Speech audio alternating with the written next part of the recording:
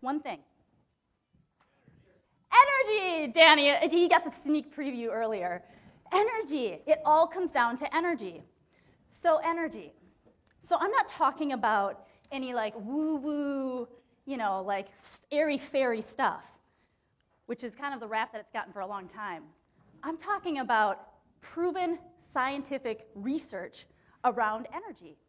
There's 3 things we know for sure about energy. 1, everything is energy. Everything is energy. We learned this from Einstein, from quantum physicists, and we learned this from Mr. Chalmers. Mr. Chalmers, my 8th grade science teacher, walked into the science class, knocked on the table, and said, "This is moving energy." What? We were in 8th grade, so you can imagine how many eye rolls he got when he said that this solid table is moving energy. I didn't get it then, but I get it now. The second thing we know about energy is that all energy is vibrating. Everything is vibrating energy.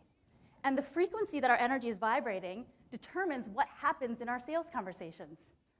Is our energy vibrating quickly, or is it vibrating slowly? So everything is vibrating energy. The third thing we know about energy is like energy attracts like energy.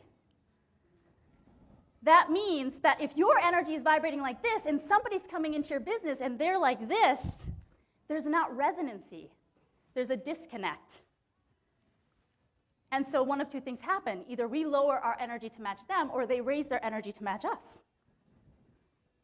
So just play with me for a minute here. Do this with your hands. Can you do one fast and one slow? I'm always fascinated if people can actually do that.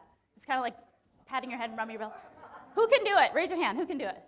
Oh my gosh, this is like such a talented room. More people can do. Oh, that's what it is? You've like trained your brains because you're musically inclined. Well, I cannot do it. So that kind of backfired on me one time when I was explaining energy, because I'm like, you can't do it, see? Like energy, it needs to be like in the same space. And then all of a sudden somebody's like, I can do it. I'm like, you just like totally ruined my whole presentation here. So now I just do that for fun. But So here's the other thing that's really interesting. So we know those 3 things to be true about energy, that everything is energy, energy vibrates, and like energy attracts like energy. So what's happening in our sales conversation is that whatever energy we're bringing to the table is determining its results. The intention that we're putting behind what we're doing is what's determining what's happening in the sales conversation. And that goes all the way back to the very first point of contact, the first time that they interacted with something that you put in front of their eyes. It had a vibration behind it that they either were able to pick up on and see and experience instantaneously, that they were able to connect with without even understanding why or how they were connecting with it, or that they just passed right over. They filtered it right out. Our brains are amazing like that. If it doesn't resonate, we don't even see it. So here's what got really cool. So in my training and in my studies, we actually uncovered, that's great, right? Energy vibrates, it's got to be fast or slow. But how the heck do we know where our energy is? How the heck do we know how we're showing up? Because this is tricky. Like, we may think that we're showing up one way in a sales conversation. We might be saying all the right things. We might be doing all the right things. We might be, really thinking we're in one space. But our energy can be in a totally different space. And we don't even know what's happening until now. So we've uncovered that there are actually 7 different levels of sales energy, sales influence. And the first step to shifting our energy is to be aware of exactly where we're at. So how do we become aware of where we're at? It's the intention behind everything that you're doing. So while we're doing everything maybe right in our conversations, what is the purpose, the reason why we're doing it? That's what's determining where our vibration is. So 7 different levels. Let's start with level 1. Level 1 is selling with fear. The biggest fear in level 1, the fear of rejection. Jim Carrey did a commencement speech. Who's seen it? He said, your need to be liked is making you invisible. Your need to be liked is making you invisible. You can't be seen to the best prospects when you're selling or approaching your business from the first level of influence. I recall my experience with this, my first foray into entrepreneurship, direct selling. I'm seeing some reactions. Yeah, I mean, great industry to just start dipping your toe into entrepreneurship, right? And I was being told how to, meet prospects and warm chat them and do all this stuff. And so I was like, I know the perfect prospect, the barista at Starbucks. And I'm going to go there, and I'm going to warm chat her, and I'm going to share with her this incredible product that I have that she's going to love. And this is going to be the beginning of my big dream. I get to Starbucks at probably 8 a.m. I order my coffee, kind of scope the place out.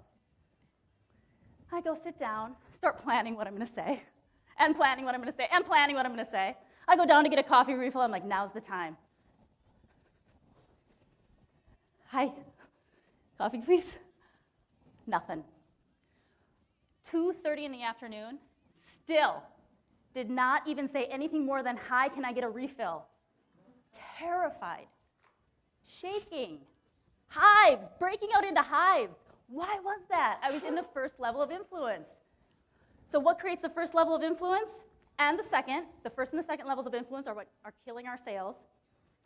I call it ish. Ish. Ish. Ish. The I, our inner critic. All first levels of influence are your inner critic is directly related to. This is where your inner critic lives. Who am I? Why would they want to hear about me? Am I really capable of this? How likely is it that I will ever really be successful? A fear of failure, a fear of success. And when I am successful, how will I be able to handle it? And all of these stories happening, thank you to our inner critic. The S, stories. The stories we're telling ourselves. And in the first level of influence, it's all stories about ourselves. What are they going to think about me? Am I going to come across too salesy? Am I going to come across the wrong way? We're not thinking even for a second about the prospect or the person that's right in front of us. It's all stories about ourselves. And then the H, history. It's the belief that because I've done this before and it hasn't worked out for me, that's the lot. That's how this is going to go the next time. That history is going to repeat itself. And it keeps us in the first level of influence. The second level of influence, selling with force. Selling with force. What might this be? Used car salesman. Yeah. Salesy weirdos, yes. Salesy weirdos. Salesy bullies, yes. Using fear, intimidation. The I, so now we're just in shh. We're in shh, not ish. Shh. The shh of level 2 influence, the stories are all about the other person. Oh my gosh, they're an idiot. They don't get it. Stupid. They are the stupidest person in the planet. If they're not going to buy this program, they are going to fail. Loser.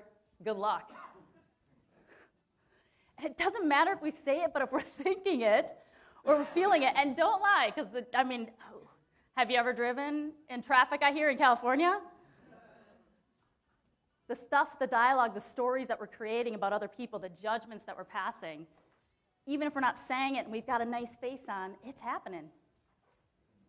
And people are picking up on it. So that said, also, there are no such things as objections. We don't get objections in sales. What objections really are is a mirror to your own energy and how you're showing up in the sales conversation. So in the first level of influence, that objection is, I can't afford it because I'm not worthy of this. I don't deserve this success that I say I want.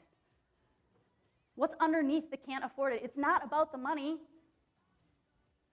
And if that's an objection that you're getting over and over and over again, that's a clue, that's a mirror that there's something energetically that you're bringing to the table in your sales conversations. Level 2, resistance. Trust issues. If there's resistance, you can be pretty rest assured that you're bringing something to the table that's creating the resistance, because resistance matches resistance. There's just like something feels off. They don't quite trust you. And for good reason, because you're talking shit behind their back in your head. So let's talk about the third level of sales influence. And this is actually a little bit closer to what you were saying about the second level, manipulation. We hear about this all the time, manipulation. And frankly, part of the reason why I fell so in love with Adam and his programs is because he's on a results revolution, but he's also on a revolution to eliminate some of the manipulation that happens, especially in the coaching and consulting industry. Like, why are we doing certain things? Like, we do it because we've been told that it works. Like, but why do we really do it? Like, why do we do price juxtaposition? Why do we do, and you know what, it does work, but for who? For what type of client is some of the manipulation that we're using working? So what type of clients are we attracting when we're using manipulation? And we can rationalize, this is the thing about the third level of influence, is we're master rationalizers, and we know how to cope and explain things away. So it's like, I'm using it because it works good, even though it doesn't feel really good. It doesn't feel like the best way to maybe do sales. I feel a little off about it. I'm going to use it because I know it works, and this is what they tell me to do, and this is, and so we start rationalizing and undermining what we want sales to feel like, how we want to feel when we're connecting with people. So yes, it works, but again, what sort of clients are we drawing in? This is what I call, we're going to be drawing in the toe dippers, because they're like cautious, but they're talking themselves into it. So they're in their rational mind when they're making a sales decision. They're like, you know what, kind of scared, kind of nervous. The third level of influence, its only purpose is to cover up the first and second levels of influence, both for you as you're delivering, as well as for your prospect. It's covering up everything that's underneath, and just so you can feel good. It's a Band-Aid. So again, why would we use certain tactics that maybe, and if they feel great to you, again, it's not the tactics. There's no judgment on any of the tactics. It's how do the certain tactics make you feel when you're implementing them? That's the key. How does it feel for you? What level of influence does it bring up for you when you're implementing certain tactics? And so, where I was going somewhere with that, it'll come back. So the third level of influence, manipulation. Fourth level of influence, this is where the magic happens. The first three levels are all about me, myself, and I. The fourth level is the first time that we step into where it's all about them. We were talking about this so much already this weekend, where we're delivering such massive value, where we have a genuine care and concern for the person that we're talking to, where we're present. We feel them, we see them, we care about them. We're compassionate for the challenges that they're bringing to the table and openly sharing with us. We're vulnerable with them. We empathize with them. And we connect them. We connect them to the resources. If we're not the resource, we want to help in any way that we can. Now, I want to bring up something really important because I know that this room has no problem over-delivering value, correct? Yeah. So here's the tricky part about energy. Again, energy is the intention underneath it. If we are over-delivering value because we are experiencing some lack or not enoughness in ourselves, we are not delivering value from the fourth level of influence. We're delivering value from the first level of influence. If somehow we are getting our needs met or our worth met by giving it all away, that's killing the sale. It's repelling the sale. Because then it's like saying, I need you to complete me. I need you to fill me. So there's tiny nuances. What's the intention? Why are you doing what you're doing in sales conversations? And what impact is that having? And again, the biggest opportunity is whenever we're seeing objections over and over again, what is that mirroring back to me? Where's the little glitch, the little block that I might be showing up in these conversations or in my marketing that's creating this over and over again? Why am I attracting in this type of client who seems to have the same issue over and over and over again? How am I creating it? That question in and of itself, when we see that, when we adopt that belief, automatically shifts us to the third level of influence because we're taking responsibility. We're taking ownership and responsibility. That's saying, this is within my control. There's something I can do about this. The third level of influence, and then that leads me to the fifth level of influence. Fourth, selling with service. So that's the caring, nurturing, compassion.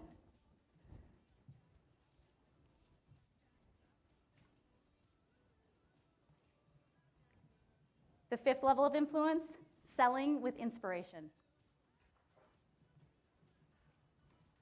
What's that word? Gok?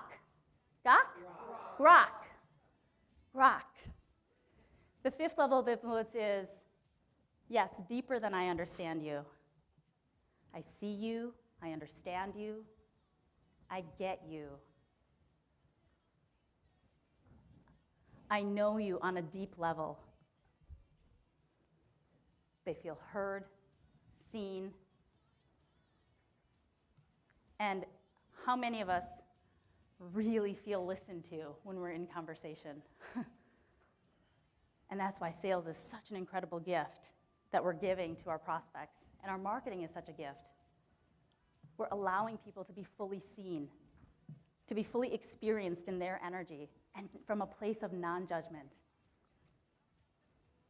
Because we're out of our head about all the stories, the ish, about ourselves and about them, and just experiencing that energetic exchange. So in level 5, there's this thing called entrainment. This is another energetic principle. Who's heard of entrainment?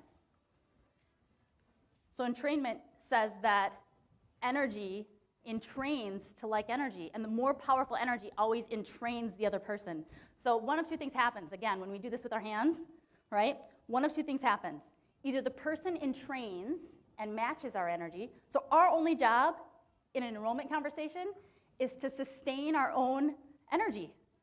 Because again, one of two things happens. Either they entrain to it. This is the transference, the inspiration of belief and confidence. One, in the fifth level of influence, selling with inspiration, you have such a core confidence, belief in your ability to affect change, to create the transformation. You just know, like you know, that there is no question. One, that you're going to deliver, and two, that this client sitting right in front of you is 150,000% capable because they are an unlimited, amazing being that with the right support and guidance, they will absolutely meet that place with you. That's a transference. They entrain to that. I mean, how many of you who have worked with Adam, how many of that have felt that? Like he had such an immense confidence in your ability to show up and to that he just could see. It's like he just passed the confidence right off to you in those moments. That's one of the powerful things that's happening in sales, is we're transferring that confidence, allowing people to really stand firm, like they're not, having to do it completely alone. So the sixth and seventh levels of influence are a little bit interesting. The sixth is what I call selling with synchronicity. So this is where energy can get a little bit woo. So I'll just go real light over it. Selling with synchronicity is where you literally feel like you're on the exact same wavelength, where it's like, it's almost synchronistic how you actually connected, and it's like the perfect solution at the perfect time, exactly what they were looking for and asking for, and boom, here you are, and it just feels serendipitous and synchronistic. And the seventh level of influence is that everything's an illusion. So they're not really there, you're not really there. It's all just a big old illusion. There are no sales. There's nothing. So let me just frame this up real quick when we think about the 7 levels. Let me frame it up in a win-lose analogy. Level 1, I lose. It's my fault. I'm the loser here. Level 2, you lose. I'm going to win, you're going to lose. There's a winner and there's a loser, and you know what? It's not going to be me on the losing end. Level 3, I win. It's okay if you win too, but I'm going to win first. Level 4, you win. You win. Level 5, we both win or we don't play. Level 6, we always win.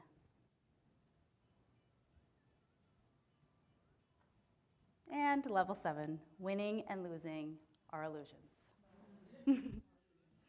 Are illusions. So, how am I doing on time? Oh my gosh! Okay, I'm done. Welcome to my world. Woo! Time is also an illusion. Apparently it is. Thank you.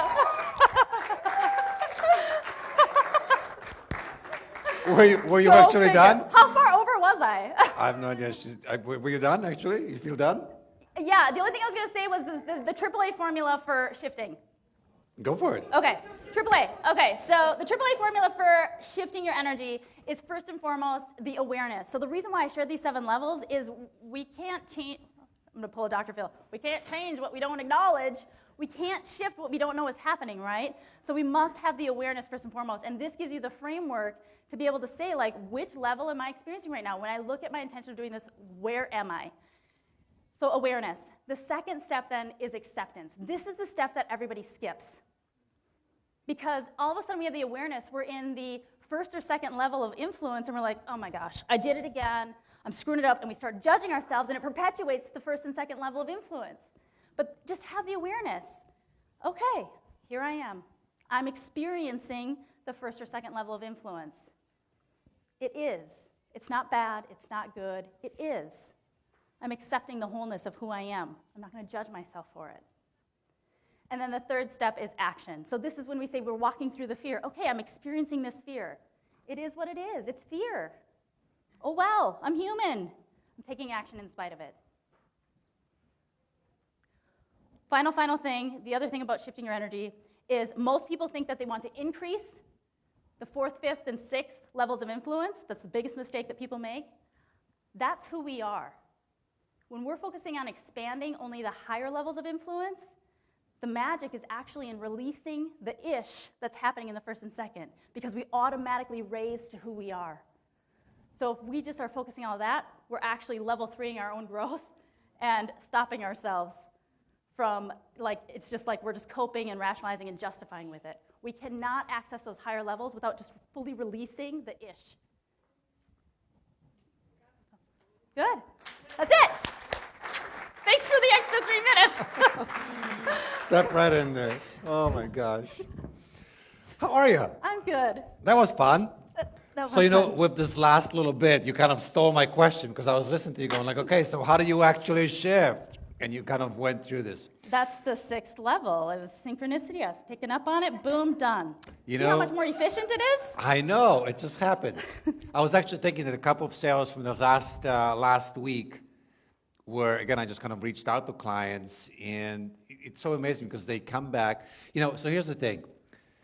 Well, let me finish the story, and I'm going to ask a question. And they come back and they say, wow, it's actually like right in the place. This is perfect. You know, this is just, I was just thinking I'm looking for something like this. And I'm like, how the hell did it happen, right? It's just that I reached out, I'm looking through a list of names, and I reached out just to the person and said, I was just looking, you know, I wasn't, you know, I was just looking, and this is perfect. So how much of, like between level 5 and 6, like 4, 5, and 6, when a person goes from, you know, 1 and 2 to 4, I think magic starts happening, right? And then 5 and 4 and up, it's just like really, it happens easier. How much of the 5 and 6 is dependent on us versus the level of a person we're having a conversation with? So a couple things. One, we can only really spend the majority of our time 2 levels above where we're already spending the biggest chunk of our time. So Wait, say that again. So we can't be in an experience of the first level of influence and think we're going to tap into the 5th level of influence. Our most powerful kind of stop is the 3rd level of influence. It's as fast as our energy vibration can increase, is 2 levels from where we are. So that's the first thing. So, and then the second thing is that when you implement the levels of influence for every touch point, there's not going to be that much dissonance. There's not going to be that level of dissonance when your clients come in. Are they going to have the experiences? Of course, they're going to have the fear. They're going to have all that stuff. But overall, we go up and down and in and out of these 7 levels all day, every day. Okay. And the key is the average of where you land at the end of your business day. That's what determines your average resonating level of energy. And so your prospect's average resonating level of energy would have to be at some sort of match for them to even be coming all the way through. Okay. Or you're putting it out there. So if you can only go 2 levels above, how do you, this flower's on my way, how do you create a situation where you continuously are at higher levels? I mean, if you're at 1, on any given day you can get to 3, but you're right back at 1. So how do you get to 3 so you can tap into 5 at the very lowest you get to 3? And then how do you get to be consistently at 4 so you can spike up higher but you don't crash lower? How do you raise up to the next level? So Consistently, yeah, it's like the constant awareness of the ish, right? Is like, and then it's knowing like you can create any story you want. And so is this story serving me or is it limiting me? Is this story empowering me? Because we don't have crystal balls. So if I'm creating a story about myself that I'm going to mess this up and this just isn't going to work for me and I'm going to fall on my face, I mean, that's one story. And if I choose to run with that story, what's going to happen? I'm going to fall on my face. Yes, because what we fear, we create. Now, I can also create a story that, again, but it has to be believable, because if you don't believe it, then it's still the underlying intention. But I can also create a story that says, you know what? What I have accomplished in this life and how I have, overcome things and how I, just success tuning. So success tuning, it's like, there was this one time I was terrified of doing something and I did it anyway, and this exhilaration that came over me, and it's like I'm success tuning to that memory right before I go into the sales conversation. I'm showing up right in that space again. Or I'm success tuning to gratitude. I'm like right before, actually I think I learned this technique from you, and it just aligns with this so beautifully. Right before a sales conversation, I always spend a good 5 minutes just really just sitting, and there's one vision that always comes to my mind, and it brings me to tears. I go, so this is level 4. It just brings up emotion. So your heart just expands out so fully. And the vision is always, we boat a lot in the summer, and I see my husband next to me, the wind's blowing, I've got both my sons up at the front of the boat, the sun's shining down, we're crashing into the waves, and it's like everybody just has this look of peace, contentment, and happiness. And I'm just like, I get so warm and so just like, God, what a beautiful life. And I go into the sales conversation like that. Wow. Wow, I'm teary-eyed, okay, listening to you. So, That's entrainment. why do you do that to me? That's Stop entrainment. it. How do you, because not every successful, not every conversation is successful. Not everything you undertake ends up being the way you want it to be. So how do you stop that, I'm not good enough, I'm failure, where so many of us, we experience that. Most of us have the conversation with ourselves, right? How do you stop that more frequently? How do you win with that conversation more often? Okay, so can we do a quick exercise? Or no? I'm Okay. petrified already. Okay. So our power can only exist in one place at a time. So one, it's the knowledge that if my power is existing over here in my fears and my inner critic and my ego, it cannot be with who I really am. It can only be in one place at a time. So I'll take you, have all your permission if you want to participate in this little exercise. Okay. So first of all, are you this thing? Right? No. This thing? No. No, you're not this Well, thing. I am, but I'm not. What does that mean? I'm one with everything, but, it's like... Okay. So yeah, so you're not this thing though, like, No. and you're not this thing because you're observing it, right? So you can't be the observer of something and the thing you're observing at the same time. True? Okay, yeah. Okay, yeah. So I want you to say in your head, hello, hello, hello. Do you hear, experience that voice? However you experience it? Are you that voice? Based on what we just agreed on, not. How come? Well, because I'm observing it. So which one, so you're not the voice, so who are you in that scenario then? The observer. Yeah. And as you connect in with that observer, how would you describe that observer? What's the energy of that observer? Neutral. Neutral. Mm-hmm.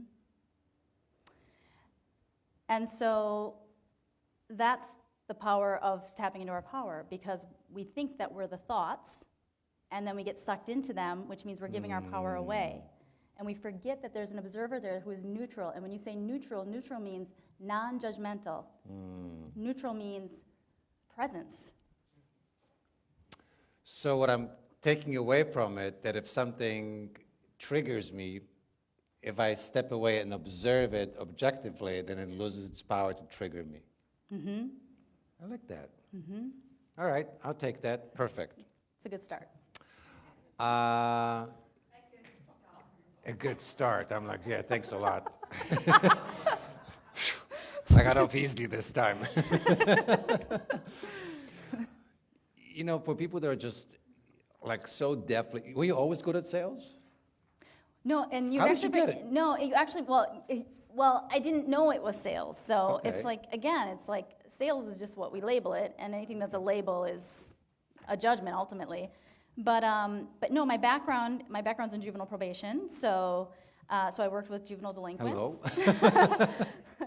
And so And you guys sitting next to each other. How does that happen? I know. Okay. We Okay. did, yes. And so, so there's really, you know, when you think about helping people make changes and step into doing things differently, there's not a much more challenging target audience than juvenile delinquents, or adult delinquents are probably even harder. But so I realized that how I showed up energetically, and especially in the juvenile justice system, is that we meet with resistance.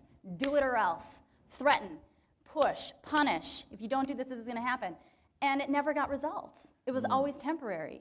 And so I've always been wide-eyed thinking, there's got to be a way.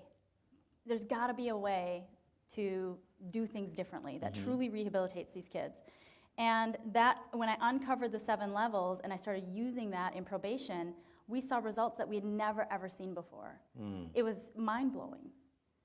And so it's like I just knew that if this methodology and this awareness could help these kids shift from being delinquents to looking at colleges and creating a life of a law-abiding citizen, hell yeah, it's going to help an entrepreneur go from not having a ton of revenue to having a ton of revenue. Why wouldn't it? And then I just want to say the other thing too about when sales don't go the way that you want them to. Well, want is the second power of influence, the second level of influence. Because in order to desire something, you have to be in lack. So for me, when a sale, it's like there's a level of detachment. There's a level of detachment that the 5th level of influence says, whether the sale happens or doesn't, you're just as excited. Because, as Brendan Burchard says, you either win or you learn. So I won either way. I either won or I learned something because something was mirrored back to me as another opportunity for growth to become even stronger or better in some way, shape, or form. I think that's a great way to leave it. Stacey Hartman. Thank you. Thank you. Give me a hug.